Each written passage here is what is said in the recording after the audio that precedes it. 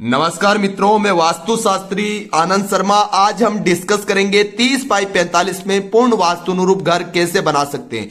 आपको पता है, अगर आप चाहते हैं आपके जीवन में सुख समृद्धि रहे, बच्चे अच्छी उन्नति करें, घर में कलह ना रहे और जो भी बचा हुआ जीवन है वो आनंद से कटे, तो आपका घर वास्तु अनुरूप बनना चाहिए। 5 तत्व है, जिस घर के बैलेंस रहेंगे उसके जीवन में आनंद रहेगा। तो कैसे घर बनाना है? सबसे पहले आपको पता होनी चाहिए आपके प्लॉट की डायरेक्शन। डायरेक्शन को हिंदी में कहते हैं दिशा, क्योंकि वास्तु मुख्य रूप से दिशा पर ही आधारित होता है। आगे से जो चौड़ाई हमने कवर की है वो ली है 30 फीट, बैक साइड भी 30 फीट। जब भी आप घर बनाएं, टेढ़े मेढ़े प्लॉट में घर ना बनाएं। अगर आप टेढ़े मेढ़े प्लॉट में घर बना रहे हैं और अपनी ज्यादा समझदारी लगा के उसमें वास्तु लगा रहे हैं, आपका घर कभी वास्तु अनुरूप नहीं बनेगा, वो घर आपको हानि ही देगा। लंबाई 45, हिंदी में बात करें 45 फीट, इधर से भी 45 फीट। दिशा की बात करते हैं क्योंकि मेन दिशा होती है। 270 डिग्री फ्रंट है, तो 270 डिग्री फ्रंट का मतलब ये वेस्ट डायरेक्शन का प्लॉट है। इस साइड में वेस्ट यानी कि पश्चिम दिशा है। पश्चिम दिशा किसकी है? शनिदेव की दिशा है। बहुत सूझबूझ ध्यान से आपको घर बनाना है। अगर 270 डिग्री से कम है तो आपका घर पश्चिम मुखी नहीं है, उसमें पश्चिम मुखी का वास्तु सेट मत करना। 270 से ज्यादा है तो भी पश्चिम मुखी का वास्तु सेट नहीं होगा। इस तरफ हम आएंगे तो ये नॉर्थ डायरेक्शन होगी। कौन सी? नॉर्थ, उत्तर दिशा कुबेर देव की है। एकदम जब आपके प्लॉट के ठीक पीछे की तरफ पूरब दिशा, जिसको हम कहते हैं ईस्ट डायरेक्शन, जिसको हम पूरब दिशा कहते हैं सूर्य देव की। और इस तरफ जब आप बात करते हैं तो आपकी आएगी साउथ डायरेक्शन। कौन सी? South direction. सबसे पहले किया जाता है प्रॉपर प्लॉट को ग्रेडिंग, ताकि हर चीज अपने सही पद के ऊपर बन सके। कोई भी 1-2 वीडियो 5 वीडियो देखकर अंदाजन आपको नहीं बनाना है। प्रॉपर अपने आसपास के वास्तुशास्त्री से अपने घर का नक्शा बनाना है, क्योंकि जब लाखों रुपए लग रहे हैं तो कुछ रुपए अगर आप नक्शे में लगाते हैं तो वो आपके प्रॉफिट में ही जाने हैं, घाटे में नहीं जाने। तो समझदारी वहां कीजिए जहां पर जरूरी हो। तो सबसे पहले कैसे बनेगा?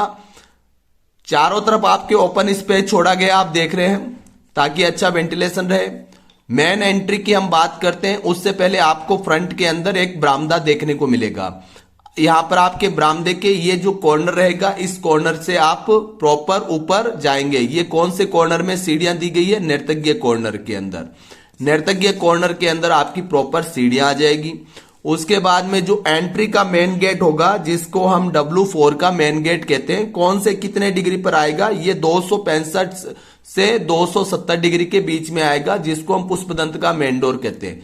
मेन डोर डायरेक्ट आपके कहां खुलेगा? ड्राइंग रूम में, जिसको हम ग्रामीण भाषा में बैठक कहते हैं, शहरों में इसको ड्राइंग रूम कहते हैं। गेस्ट रूम कहा जाता है। वायव्य कॉर्नर आपको पता है गेस्ट के लिए बहुत उत्तम माना गया है, ठीक है। तो यहां पर आपका गेस्ट रूम बनेगा। गेस्ट रूम के बाद अंदर एंटर करोगे तो सबसे पहली चीज क्या देखी जाती है? ब्रह्म स्थान, जहां पर आपको अच्छा अगर होम डिजाइन वास्तु का दिखाई दे रहा है, यहाँ ये अपना पूरा ब्रह्म स्थान है। इस दीवार से लेकर यहां तक और यहां तक पूरा आपको लिविंग हॉल छोड़ना है। ब्रह्म स्थान आप जितना छोड़ेंगे, लिविंग हॉल जितना आपका अच्छा रहेगा। ब्रह्म स्थान को अगर आप हिट नहीं करेंगे तो आपके घर के अंदर बहुत अच्छी सुख समृद्धि रहेगी, रोग नहीं होते हैं। और आपका ब्रह्म स्थान ओके है तो पेट से, रीढ़ की हड्डी से, नर्वस सिस्टम से संबंधित दिक्कतें नहीं होती हैं। और अगर ब्रह्म स्थान हिट है तो आपको ये सारी दिक्कतें होनी है। अब एक दरवाजा हमने इधर दिया है। इधर का दरवाजा जो बाहर की खाली जमीन में, जिधर आपका पार्क वगैरह लगेगा, अगर बहुत बड़ी जमीन है, ग्रामीण क्षेत्र में कोई भाई बना रहा है, तो अभी आपको ये दरवाजा देना चाहिए, क्योंकि इससे आपका नॉर्थ का डोर खुल जाएगा। और ये जो हमने 2 डोर दिया है, ये वास्तु अनुरूप भल्लाट के पद के ऊपर दिया गया है, भल्लाट के पद के ऊपर, ठीक है। प्रॉपर विंडो रखी गई है ताकि अच्छा वेंटिलेशन रहे। उसके बाद में ठीक हम इधर एंटर करेंगे तो यहां पर आपको कॉर्नर के अंदर, ये कौन सा कॉर्नर है? ईशान कॉर्नर। अब इस रूम के 2 यूज हो सकते हैं। आप इसको बच्चों के लिए स्टडी रूम बना सकते हो, आप इसको ऑफिस भी बना सकते हो। आप अगर बड़ा पूजा घर बनाना चाहो तो भी आप बना सकते हो। 2 विंडो प्रॉपर है। अभी के लिए हमने पूजा घर प्रॉपर ईस्ट में दिया है। आप नॉर्थ ईस्ट ईशान में बनाना चाहो तो भी बना सकते हो।